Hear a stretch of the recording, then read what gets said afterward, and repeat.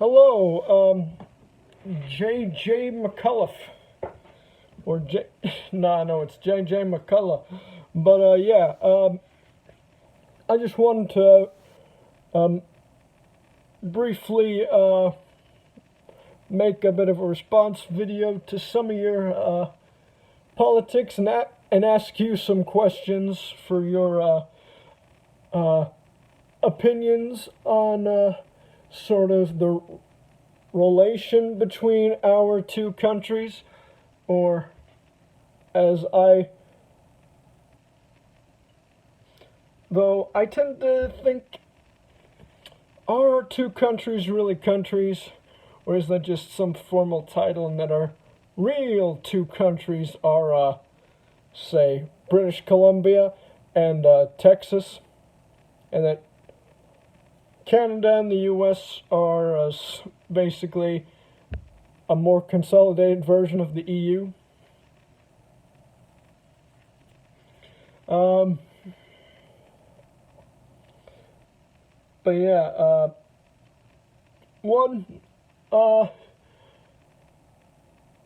I just wanted to say one thing on the whole Quebecer deal, which, if I do ever get some French Canadian viewers, they're kind of gonna be going, "Hey, you stupid American, you don't know nothing about our history," or something, because I kind of, as a left-wing American, I have to agree with you, because the position that Thomas Gouttier was taking was,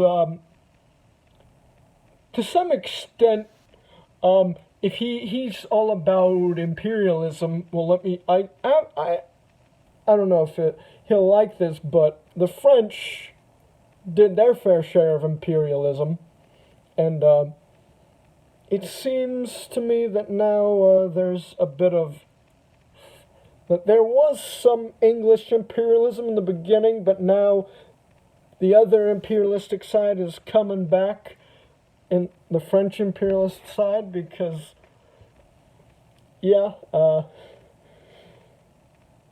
because it is essentially anti-democratic, because, and to have language requirements for elected office. Our Constitution does not have language requirements. Now, it's sort of, I guess, unofficial language requirements, because of course you have to know English, because that's what the majority language is in this country, is English. Spanish a close second, but even depending on the community you're in, if you're in local office, it could be Arabic, it could be definitely Spanish, and Chinese would be a requirement, because, you know, there's a lot of pockets in America that those are the default languages. In like Chinatown or Koreatown, you speak Korean. Areas, I bet Japanese. Now, English is definitely the lingua franca around here, and but yeah, so there's those kind of de facto language requirements, but there's no like inherent language requirement, and that's what I think sort of the major differences between the official bilingualism and even then just official lingualism in general, because here in the US we don't have an official language. We have the generally spoken languages, the majority language, and then the various minority spoken languages, but there's no like official language enshrined in law. There's just the language we tend to write our laws in, which is English. Now, I guess you could argue that that technically makes it somewhat of the official language, but, you know, we can translated into Spanish, Chinese, Arabic, whatever, for whatever purpose. And, I mean, there was an official government meeting where there was this one witness, Spanish-speaking witness, before Congress, and Ocasio-Cortez. She was questioning the witness in Spanish, and it was anything. Just like it was a normal witness, and so, there is, so generally, there's no rule about, at least I don't think there could be the House and Senate might have made their own rules, because they've got their own specific little rules, but constitutionally, there's no rule barring, I don't think, speaking any other language on the House or Senate floor. There is none. Whether the House and the Senate have their own rules about it, I don't know, but I'd have to look that up. I don't know if they do or don't. It has to be in English, but as far as I know, you could get up and speak in whatever language you want to. Of course, it would have to be translated, but generally, as long as it's submitted and there's translations, and if there's no one that can translate it, as long as you translate it yourself into English and then or Spanish and such, or just English and then other people can translate it into Spanish and other languages that need to be accommodated, then you can do that. So yeah, that's something I would think, and I want you to see if you can find some benefits or negatives inherent with official and non-official lingualism, which is how you would put it, kind of what we do have in the U.S. But yeah, I think get back to what Thomas Gutierrez, as I would say with the stereotypical Texas accent, Thomas Gutierrez, his stance on the official bilingualism is, in my opinion, a very much a right-wing response, even though he is arguably a Canadian left-winger, because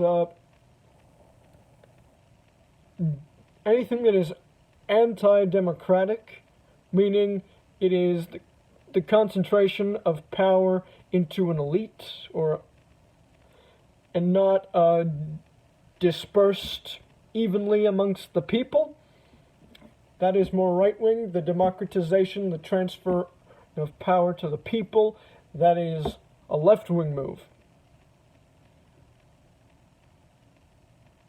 So,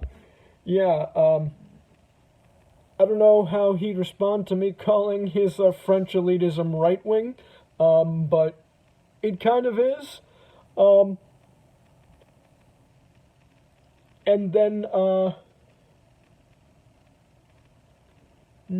now, I don't know if the Quebec nationalism is in fact left-wing. It sounds like right-wing nationalism to me, because at least in the tone of it, it's based off of linguistic nationalism, because that sounds pretty much like more right-wing. Maybe they have more left-wing economic policies, but,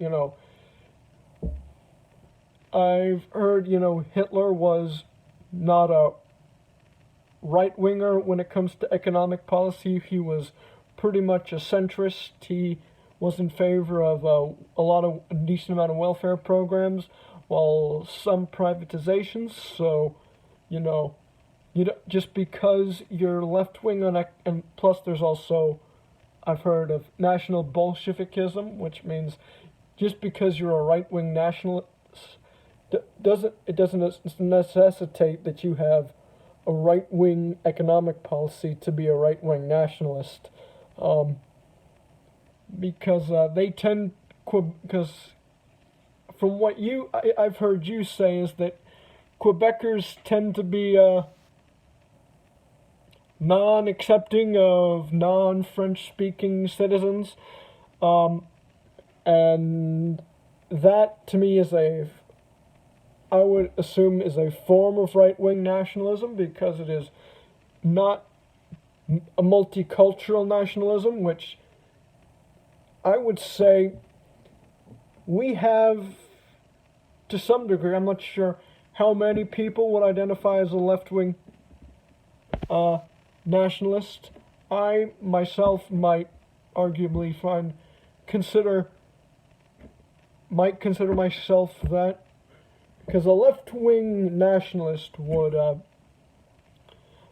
basically, because I think it's Canada overall could be more of a left-wing nationalist if you're like very big on Canadian multiculturalism and you hold that up as the Canadian ideal, just like you can hold that up for the ideal of the United States. That would be, in my view, more of a left-wing nationalism. You throw in some economic left-wing policies in there, and you've got a real left-wing nationalism sentiment, but you don't get that but from a superiority of the French language.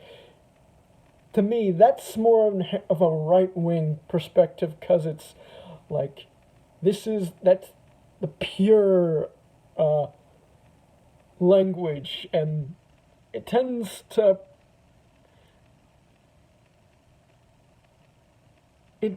say lingua-nationalism. Just like there's ethno-nationalism, the Quebecers seem to have more of a lingua-nationalism that is reminiscent of right-wing nationalism, as opposed to a left-wing nationalism which would celebrate a country that, like as I say, doesn't have an official language, that pretty much any language is welcome and you can be spoken, and we might have a lingua franca we use to communicate, but we're accepting of every single darn language. We don't care what you speak. We should be, complete multicultural is essentially a multicultural nationalism. That, to me, would be a more true form of left-wing nationalism, and not what the Quebecers tend to have. It does have some, I do agree, it does have some left-wing elements, but it's not a very left-wing nationalism, maybe marginally so.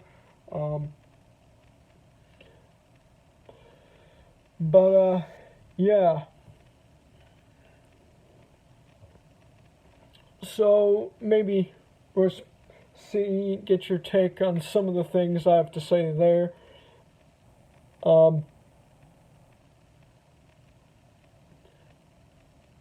And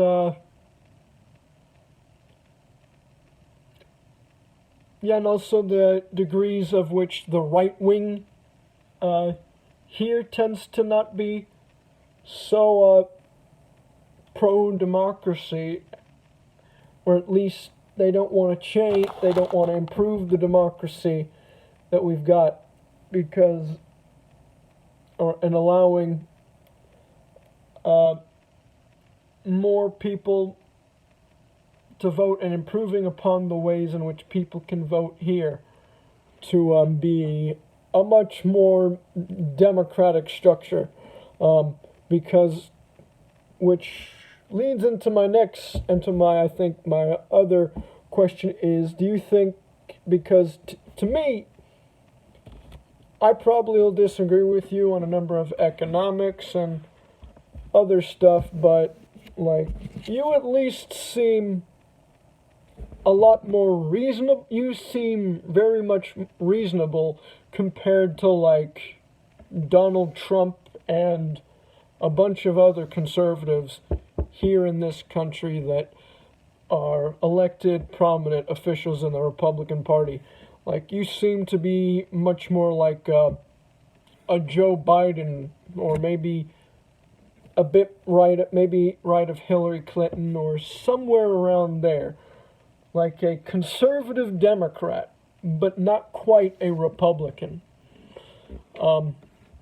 Because, and it seems to me like Canada is very much to the left of American politics, and that, you know, the right wing of Canada tends to align a bit better with the Democratic Party than it does with the Republican Party. And it barely crosses over to the Republican Party because, to some extent, the Republican Party just goes off the fucking edge, and then, you know, you'll have like, you'll have, of course, the fringe right-wingers in Canada, as you do every place, but it seems like the fringe right-wingers tend to have more numbers here in the States than they do in Canada, given, you know, the general positions, or at least perceived political positions, in my opinion, that Canada has relative to the United States. Yeah.